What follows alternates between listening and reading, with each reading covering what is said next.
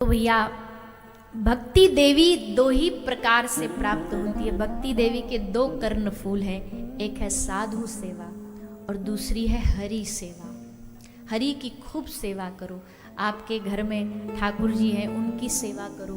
घर में मंदिर है, उनकी सेवा करो। घर में गोपाल जी हैं, कोई भी मूर्ति है, विग्रह है, रोज उनका खूब आनंद मंगल से अर्चना करो। अर्चन भक्ति। और देखो, एक बार भक्ति आई ना, एक बार राम नाम हृदय में आया ना, तो सारी की सारी भक्ति अपने आप स्वतः ही प्रवेश कर जाती है। आज ही हम एक छोटी सी गीता प्रेस की श्रद्धेय पूज्यपाद श्री राम सुखदास जी का एक छोटा सा ग्रंथ है, मानस में नाम महिमा, वो पढ़ रहे थे। अभी हमें उसकी चौपाई याद नहीं है, पर उसमें शबरी माता का प्रसंग लिखा था। और उसमें क्या लिखा था, बोले शबरी माता को राम जी ने जाके नवदा भक्ति बताई। आप सबने सुना होगा, नवदा भक्ति का वर्णन किया। और नवदा भक्ति कहने के बाद माता शबरी ने पूछा भी, नवदा भक्ति कौन सी होती है? तो बताया राम जी ने, ये नवदा भक्ति। और अंत में राम जी ने क्या कहा, माता ये 9 प्रकार की भक्ति तुम में है। जिसको पता भी नहीं था कि नवदा भक्ति क्या होती है, उसमें 9 प्रकार की भक्ति कहां से आ गई? ले राम नाम जपते जपते जपते अपने आप उस भक्ति देवी ने ये 9 प्रकार की भक्ति दे दी, बिना बताए जताए। बिना जताए शबरी माता के भीतर, उनको खुद को भी नहीं पता कि मेरे भीतर 9 प्रकार की भक्ति। राम जी कह रहे हैं कि माता ये नवदा भक्ति आपके हृदय में बैठी है। किसके प्रताप से? एक तो नाम के प्रताप से। शबरी क्या करती थी? शबरी बैठी बैठी राम राम राम राम, बस राम राम जपते जपते नाम ने उनके हृदय में नवदा भक्ति उतार दी। श्रवणम कीर्तनम विष्णो स्मरणम पाद सेवनम अर्चनम वंदनम दास्यम सख्यम आत्म निवेदनम। 9 प्रकार की भक्ति पाने के लिए कितना प्रयास करना पड़ता है, आसान नहीं है। लेकिन एक राम नाम जपते जपते जपते, एक कृष्ण कहते कहते, राधा राधा बोलते बोलते स्वतः ही ये भक्ति ऑटोमेटिकली हमारे हृदय में आ जाती, प्रवेश कर जाती। इसलिए भक्ति का एकमात्र कली काल में कोई रास्ता है, कोई मार्ग है, कोई तरीका है, तो वो है नाम जप। नाम जप, हरि का नाम जपने से संपूर्ण साधन मिल जाएंगे। अब कलयुग में इतने भटकाव हैं दुनिया में, इतने भटकाव हैं कि यहां मन लगना, भगवान के चरणों में पूरी तरीके से लगना, तो भैया फिर तो वो कोई बड़ा सिद्धि महापुरुष होगा जिसका मन इधर उधर कहीं जाता ही नहीं है। आज के जमाने में मन, और जब से ये मोबाइल फोन आए, जब से तो पूरी दुनिया और साथ में चलती है। पहले कम से कम दुनियादारी केवल मोहल्ला से कनेक्टेड रहते थे, गांव से कनेक्टेड रहते थे। अब तो सारी दुनिया का जितना इंफॉर्मेशन है, जितना मटेरियल है, सब ओवर भरता जा रहा है सबका। अब दिमाग की भगवान ने अपनी क्षमता बनाई है।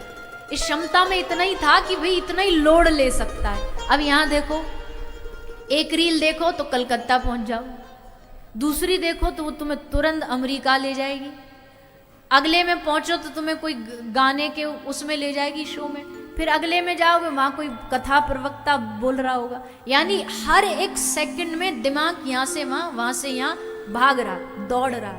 दिमाग की दौड़ दिखाई नहीं देती, पर दिमाग दौड़ तो रहा है ना। अब ये विचार आया, फिर तुरंत वो छूटा, अब दूसरा आ गया। अब दिमाग न थके तो बेचारा कैसे ना थके, दिमाग बीमार ना हो तो कैसे ना हो, डिप्रेशन ना हो तो क्यों ना हो। और इससे बचना भी मुश्किल है, आज के जमाने में इससे बचना भी मुश्किल है। कौन है यहाँ जितने लोग बैठे हैं जो फोन नहीं चलाता होगा, इंक्लूडिंग व्यास जी। अब हम आप पर ही का आरोप लगाएं, कौन कौन है जिसके पास ये हाथ में नहीं होगा। छोड़ने की भी कहो तो कितना ही छोड़ेंगे, कम कर लेंगे आपके कहने से, पर छोड़ थोड़ी ना देंगे। तो फिर कैसे मन को थोड़ा हम पायो परम विश्राम, ये मन को विश्राम मिलेगा कैसे? बोले तभी विश्राम मिल सकता है जब उसके साथ साथ, हम ये भी नहीं कह रहे आप उसे छोड़ दो, क्योंकि ये कहना ही बेकार है, ये आज के जमाने में साधारण लोगों के लिए संभव नहीं है। तो उस चीज के लिए हमें साथ साथ में क्या लेकर के चलना? भगवान का नाम लेकर के चलना। हम ये कह रहे हैं आपसे, आप सोशल मीडिया भी चला रहे हो तो चलाते चलाते भी दिमाग और कान ही काम कर रहे हैं, आपकी जिह्वा नहीं काम करती, जिह्वा आराम से बैठी रहती है। उस समय जिह्वा से कहो हरे कृष्ण कृष्ण कृष्ण हरे हरे, हरे राम राम राम हरे। सोशल मीडिया चलाते हुए भी ये बोल लो। टीवी चल रही है, कुछ देख रहे हो उस पर, वो देखते देखते भी जिह्वा से बोलो, ताकि ये नाम उसकी नेगेटिविटी को थोड़ा कट कर सके, थोड़ा रोक सके। अब कोई युद्ध भूमि में उतर रहा हो और वो कहे कि भैया बाण नहीं चलाना हम पर, हम लड़ेंगे पर बाण मत चलाना हमारे ऊपर, ये संभव है? फिर बाण से कैसे बचेगा? कवच पहन लेगा। क्षत्रियों को कवच मिलते थे ना, कि अब बाण आए भी छाती पे लगेगा भी तो असर नहीं होगा। वैसे ही हम संसार और दुनिया और कलयुग का प्रभाव नहीं रोक सकते, पर कवच तो पहन सकते हैं। और कवच है ठाकुर जी का नाम, कवच है श्री प्रियाजू का नाम, कवच है भगवान राम का नाम।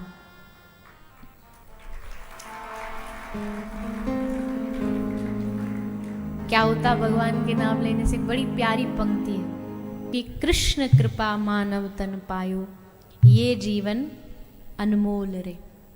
वही बात है, अनमोल तो है पर उपयोगिता पर डिपेंड करता है, हाउ यू यूज इट। मिल जाना बड़ी बात नहीं है, वैसे तो बड़े भाग्य मानुष तन पावा, सुर दुर्लभ सब ग्रंथ ही गावा, पर मिल जाने के बाद भी उसकी कीमत न समझना, ये बहुत बड़ा लॉस है। पर जो समझा वो पार उतरा, जो समझा वो भगवान से जुड़ा, और भगवान स्वयं उसे जोड़ते हैं। और आज अगर आप यहाँ बैठ कर के भगवान की कथा सुन रहे हो, इसका मतलब है आपने उस मानव तन का सही उपयोग किया है अब कथा सुन करके। और जो निरंतर सुनते आ रहे हैं और आगे भी सुनते रहेंगे, उनका ही जीवन सचमुच उपयोग है। बाकी तो खाली हाथ आए थे, खाली हाथ जाएंगे, सब जानते इस बात को। पर जो जितना यहाँ से बटोर के ले जा सके वो पुण्य, सत्कर्म और भगवत भक्ति ही है। तो उसी भाव को रखते हुए आप हम सब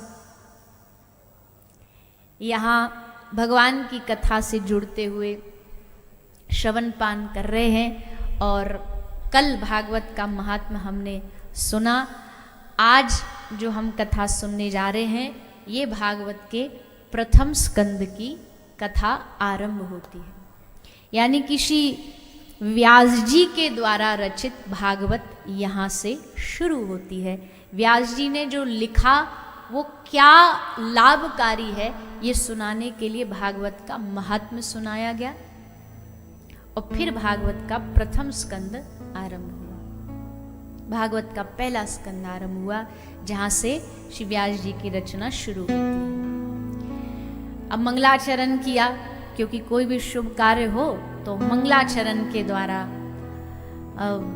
दक्षिण भारत में हमने कल बताया कि बहुत सारी अच्छी चीज़ें हैं, एक आध खराब भी हैं, वो भी बताएंगे। अभी एक आध दिन निकल जाने दो, पहले दिन बता देते तो घबरा जाते आप, वो भी बताएंगे। पर जो अच्छी है उनमें से एक अच्छी बात यहाँ है, ये है कि यहाँ विद्वता भी बहुत अच्छी है। यहाँ संस्कृत का उच्चारण, एक साधारण आदमी यहाँ दक्षिण भारत में कोई कथा करे ना, उसको बड़ा अपने उच्चारण पर ध्यान रखना पड़ेगा। वैसे तो सभी जगह ध्यान रखना चाहिए, पर यहाँ थोड़ा ज़्यादा एक्स्ट्रा ध्यान रखना पड़ेगा, क्योंकि यहाँ का साधारण आदमी भी संस्कृत के फर्राटेदार श्लोक बोलता है, बढ़िया एकदम।